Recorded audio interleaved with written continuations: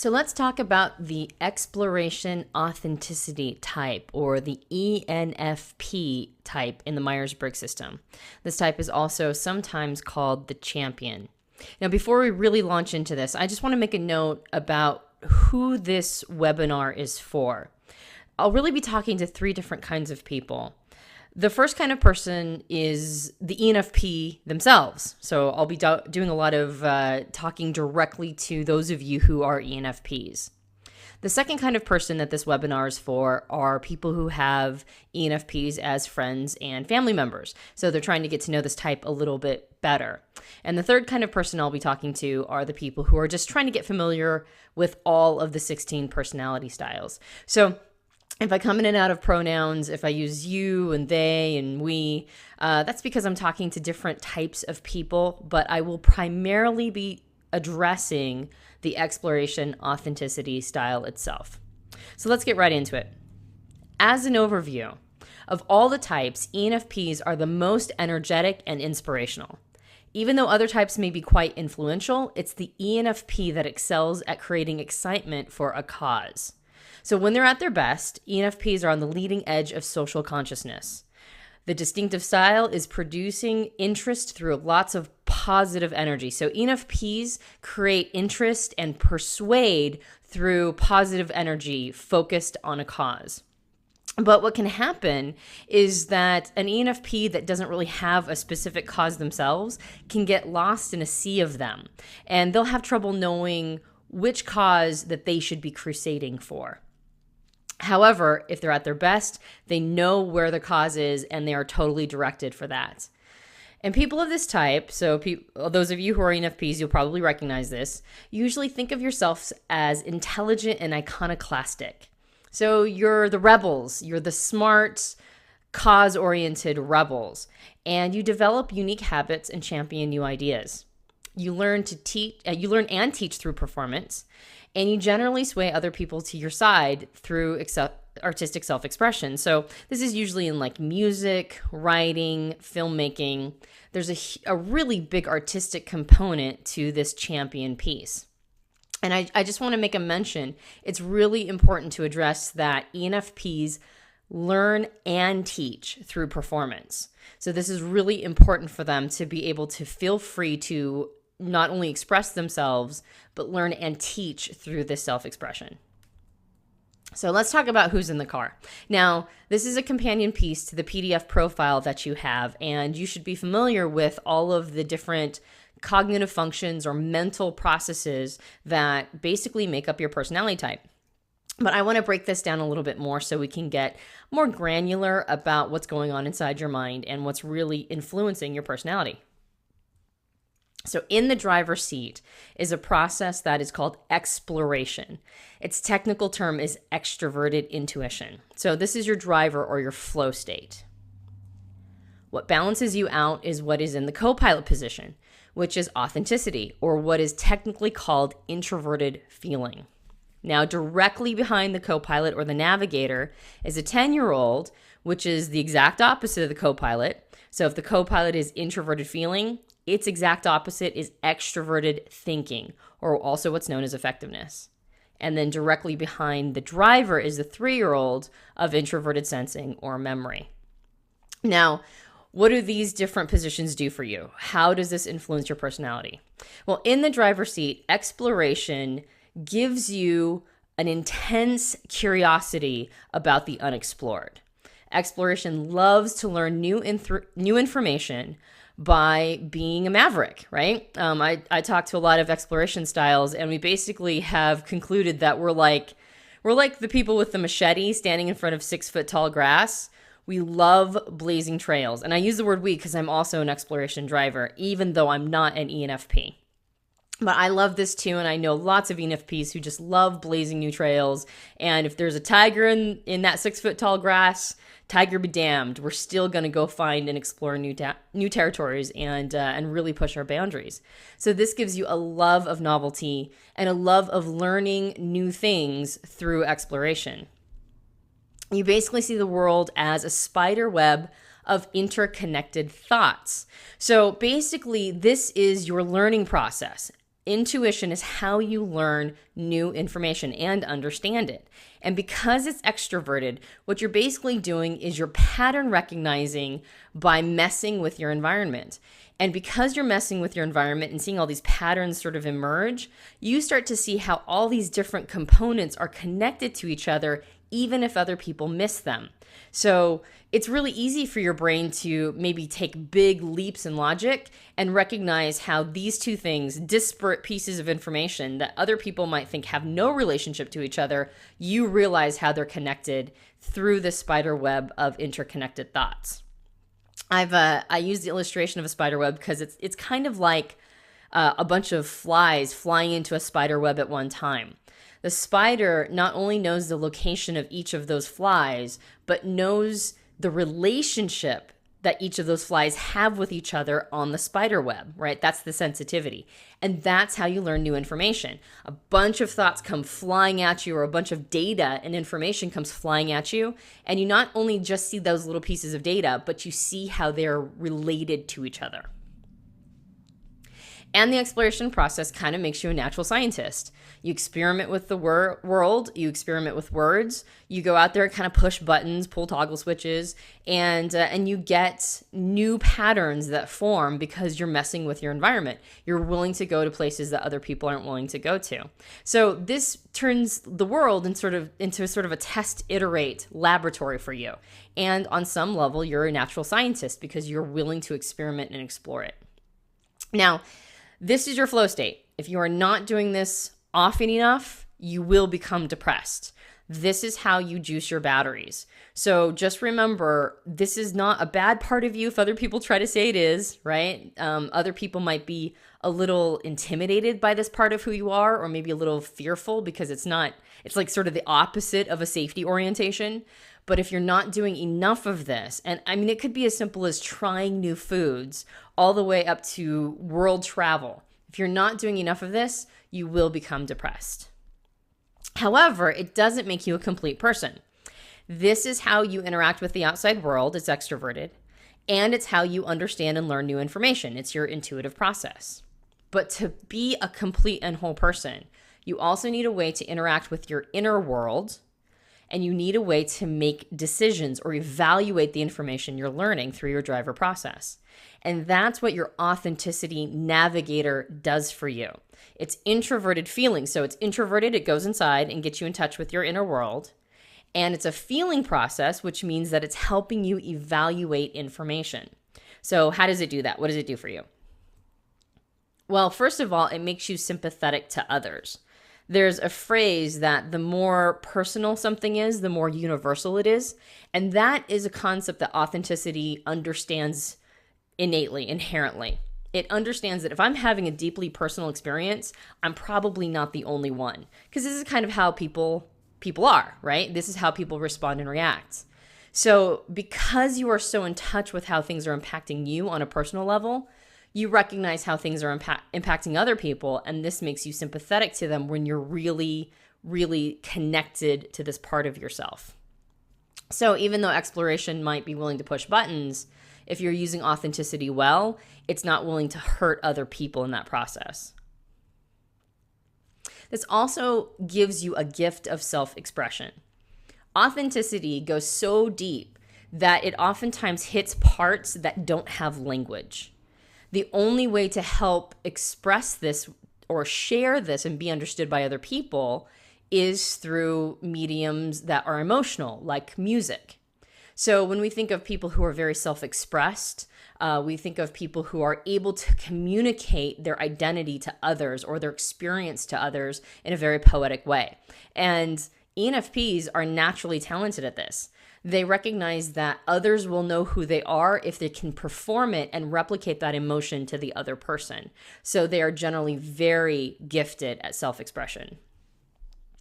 And here's a very important part that authenticity brings to you. Very, very, very key. Authenticity is how you get in touch with your core values.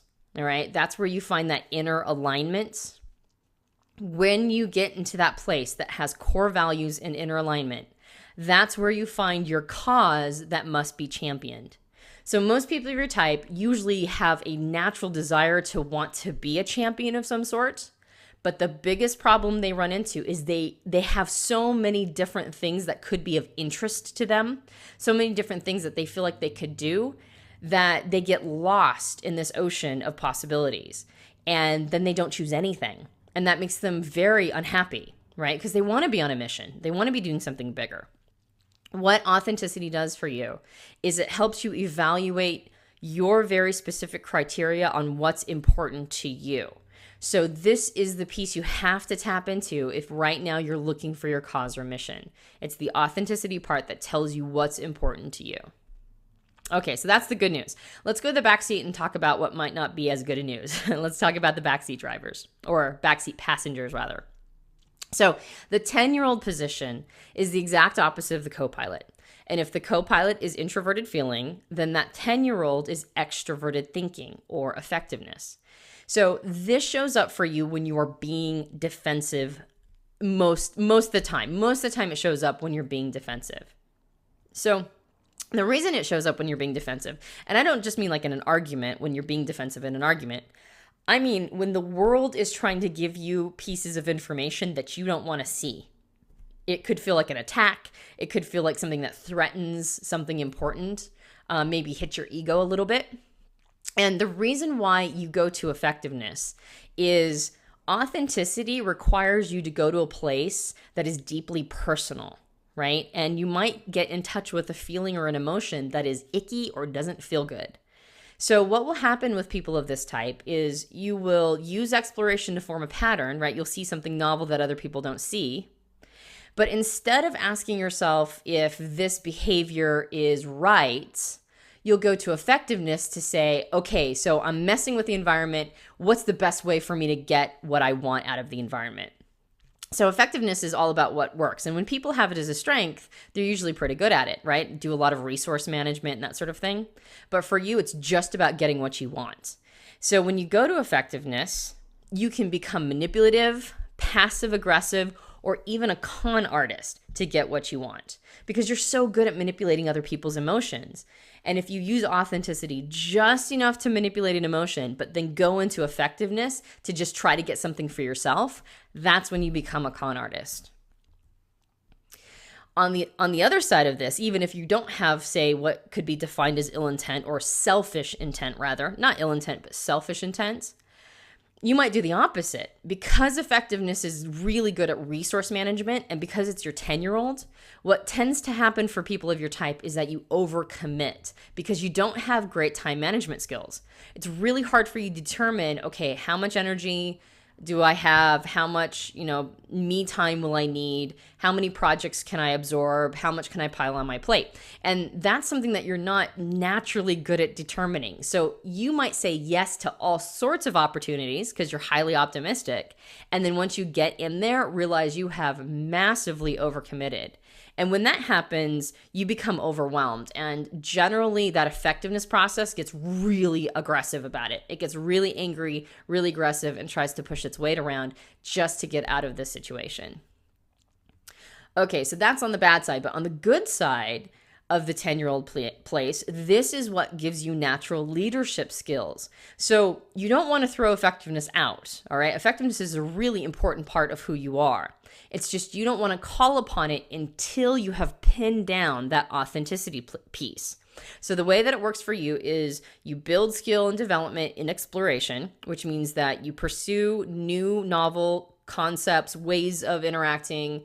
You use that optimistic what if thinking to try to make big changes in the world. Then you add the component of authenticity, which is all about what's important to you and what's a part of your true core values. And then once you've got those two pieces nailed down, then you can add the leadership quality that the effectiveness piece brings to you. Okay, let's talk about the 3-year-old memory, which is the exact opposite of exploration. Now, you go to the 3-year-old generally in a time of extreme stress. The reason you do this is that all of us, no matter what our type, generally experience the world through our driver process. It's the lens through which we experience almost everything. So if we're trying to solve a problem and we're trying to use that driver process, right, to solve it, and it's not happening and not happening and not happening, our driver will get overtaxed, almost like putting the pedal to the metal, but you're in neutral. So the engine over revs and doesn't really get anywhere. So eventually the driver just needs to chill, right? Just needs a break. And the brain goes, if we go to its opposite mental process, it'll shut down that process and give it some time to rest, which is an incredible mechanism. And it's amazing that the mind knows to do that. But unfortunately, when the mechanism is in control, it'll take you to a 3-year-old place where you are already stressed out. And now you're a 3-year-old that's stressed out. This will look like, basically, when you're really stressed, this will look like becoming highly fatalistic. Almost like you have no more options. You can't do any more what ifs. It's just going to be this way, and there's nothing you can do about it. Another way it can show itself, depending upon your different styles as an ENFP, is it can look like a fear of physical safety. Like, oh no, I'm going to get sick and I'm never going to recover. Or it's a fear around your safety in general. Like you have destroyed everything and you can't fix it anymore. It's fatalistic, and it's almost like death is coming when you get really stressed out. So, or maybe even considers death, right? Like as an option. So really watch out for this. It doesn't have to go down that way. What you can do instead is you can control the mechanism itself. When you get overtaxed, what you need to do is you need to thoughtfully go to this process, but in a way that is going to be healthy for you.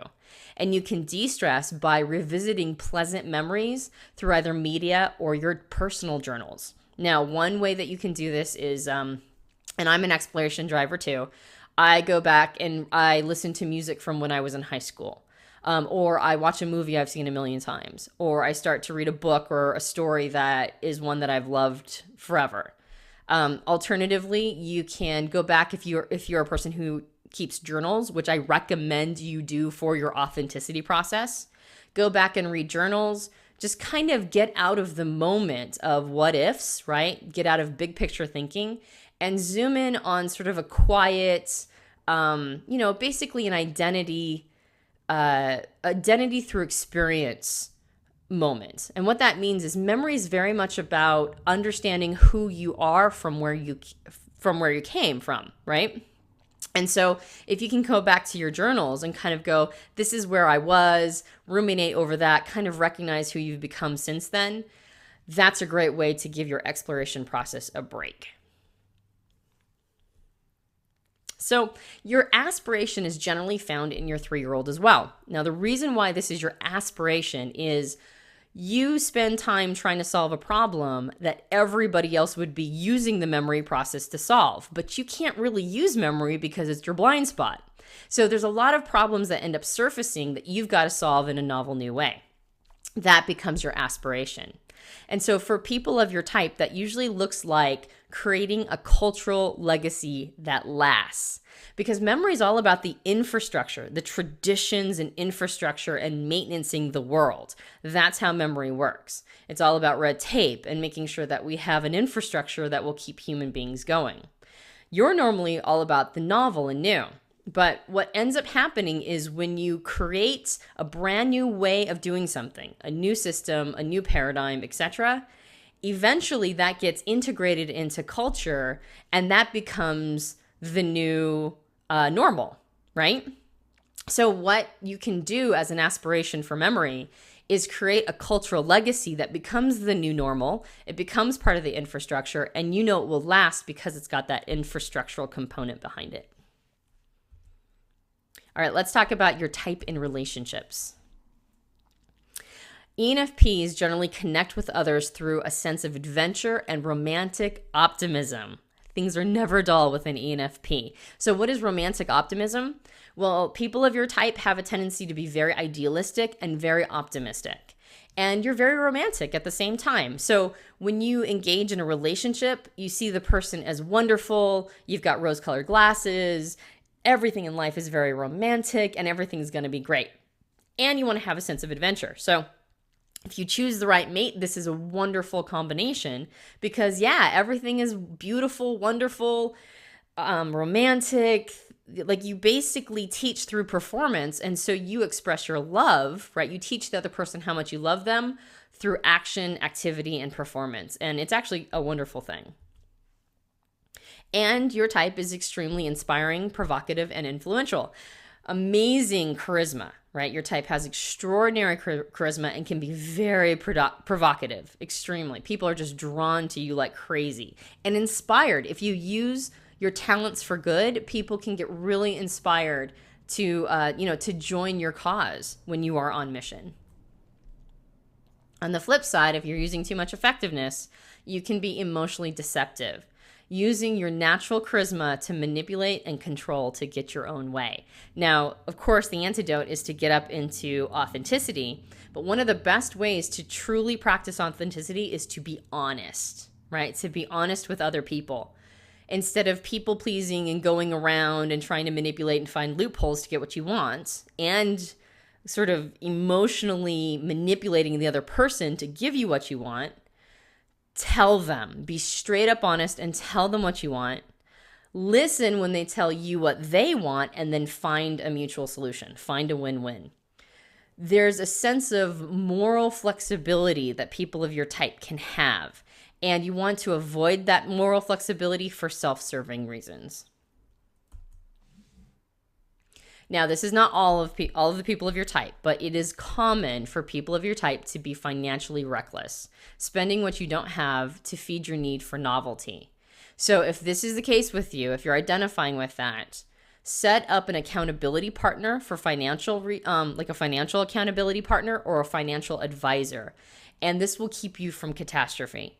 It's okay to indulge in the finer things of life. It's okay to spend money that you have, but it's not okay to spend money you don't have and potentially put your family in a bad situation. So curb it at the beginning. It's okay if you admit this, right? We're talking about all ENFPs, so you're not the only one, right?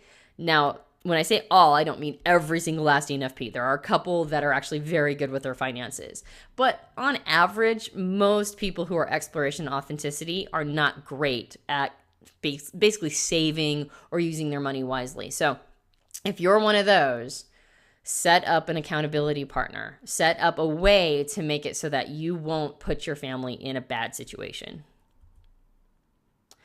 And again, you're very social and you've got lots of positive energy. So if you get in a relationship with an introvert, the introvert really enjoys being around people of your type generally. Now, you might be a little more energy than they can handle, but then at the same time, you get them out, you get them into social situations that they otherwise wouldn't have been in, and it's just a big party. And the same thing if you're with another extrovert. It's very adventurous, very idealistic. There's lots of fun there. You just have to keep your finger on the pulse of not going to excess, and just have somebody be watching, say, the money, the time, all those resources that you might not want to have to think about. All right, let's talk about your type in business. Makes sense. Your type prefers a career that has a social cause behind it. And you really are at your best when you're working with people. Now, you don't have to be working with people. You can be working on something that's creative and inventive. You can be working on something that, may not have direct relationship with people, but is still new and has a lot of high energy going with it. But you are at your best when you're interacting with others. So if you're in a context where you're trying to determine what career to go to, or if you're trying to figure out what the best job for you is, or if you have an ENFP as an employee, make sure that there is some social component there, because that's where they really excel. And of course, you like change and you like to experiment. If you are in a situation where you have to do the same old every day, you are likely to jump ship. Now, what ends up happening with people of your type is you are the best employee ever for like 3 to 6 months. And the second you learn the job, all of a sudden you become the worst employee, or at least a C player. And the reason why is during the learning phase, it was exciting, right? And you were great and you were learning like crazy. But as soon as the learning ends, you lose interest. So make sure that you are in a career or a job that has a lot of change, a lot of experimentation, that you are always learning on the job and you're not just doing the same thing over and over. And you're better at selling it than planning it. That makes sense, right? So your get things going style is really well paired with a chart the course style. Somebody who takes care of the long range planning and all those details. So the power pair for an ENFP, the best pair is an INFJ. Those two are a power pair with each other. You do have a habit of ignoring the rules. So the benefit is that people of this type can cut through red tape and make a lot of creative leaps, right? You find leverage points, you find loopholes, but the drawback is that they can attract trouble to an organization. So if you employ an ENFP, kind of be watching for this. They're not great at the details. They are usually looking for a loophole because all the details just drive them crazy. So don't give them too much detail-oriented routine task. But it is great because they're very creative at finding new and novel ways to do something and actually, save you time and money. For the most part, most ENFPs have learned which rules they can break, but you still want to keep your finger on the pulse of this and make sure that they're not breaking rules that could be catastrophic. Makes sense. People of your type have little interest in conventional jobs. So if it's too laborious, if it's machine driven, generally you're going to have to rely on somebody else to provide that piece. And details are best left to someone else. So once the deal is closed, hand the paperwork off, right? ENFPs will say, once I've got somebody interested, once I've done the initial attraction phase, and once I've closed the deal, now I don't even want to look at it anymore. I just want to go to the next, which of course makes them great deal makers, great salesmen, great marketers, etc. So just make sure that somebody else is catching those details, because if it's up to the ENFP, there will be a lot of balls that are dropped. ENFPs perform better in areas where people skills and creativity are valued over technical skill or detail management. Let's talk about best practices for this type. Exercise the authenticity process. It is so important to focus on developing that co-pilot or that navigator process. And this is so that you can communicate your needs diplomatically with others. So remember that your 3-year-old of memory is the most common strength. All right. So what that means is more people are using memory as a driver or co-pilot than any other type, and by far. So people will probably not understand your aversion to it. They won't get that you want novelty. They won't get that you hate doing things the same way. And they won't get that you need new experiences all the time. But that doesn't mean you have to cave under the pressure to be like them. So stick to your guns of needing to do things novel, new ways, but communicate these needs diplomatically and don't just become a manipulator. Also, use authenticity to guide you towards your mission and goals. If you avoid that inner you, all right, if you avoid that co-pilot of authenticity, if you don't have your finger on the pulse of your core values, you will get lost in a sea of options. Let that authenticity piece, let that authentic nature direct your activity and stop overcommitting, which you'll do. If you don't know what you want to do, then everything will sound good, right? You'll see all these possibilities. You'll start chasing all these possibilities. Everything will look great. And then you will be massively overcommitted. So let that authentic nature direct you so you are not overcommitting and you are not spinning your wheels. You'll make sure that all of your focus is directed towards something that's truly important to you. Watch out for burnout, all right? That overcommitting piece, it's a big one for people of your type. So watch out for burnout and stress. If you don't take deliberate, relaxing downtime, you are likely to take unscheduled, depressed downtime, all right? So be conscious of you getting your needs met. You can go like crazy. You have lots of energy, but if you don't take that me time, your body won't lie to you. It will catch up with that, and it will force you to take downtime. But now you'll be depressed, and it might come at a really awkward moment. Learning to let go is the key to ENFP happiness.